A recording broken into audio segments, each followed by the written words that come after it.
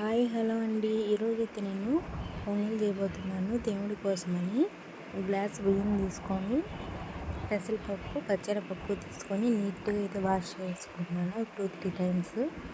సరిపడా వాటర్ అయితే పోసుకొని గ్యాస్ పైన అయితే పెట్టేసుకుంటున్నానండి.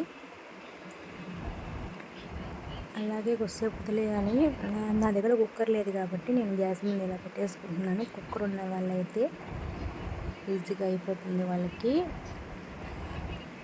ఇలా ఉడికిన తర్వాత బాగా మెత్తగా దంచి పెట్టుకున్న బెల్లం తీసుకొని దాంట్లో వేసేయాలండి. వేసేసి బాగా కలుపుకొని దేవుడి కోసం కదండి కొంచెం షుగర్ కూడా వేయాలంటారు కాబట్టి నేను కొంచెం షుగర్ యాడ్ చేసుకొని బాగా కలిపేసుకున్నాను. నుండి ఇలా అయిన తర్వాత నేను కొంచెం నెయ్యి వేసుకున్నానండి. నెయ్యితోనే కదా టేస్ట్ అనేది మనకు వస్తుంది కాబట్టి నెయ్యి వేసుకొని బాగా కలిపేసుకున్నాను.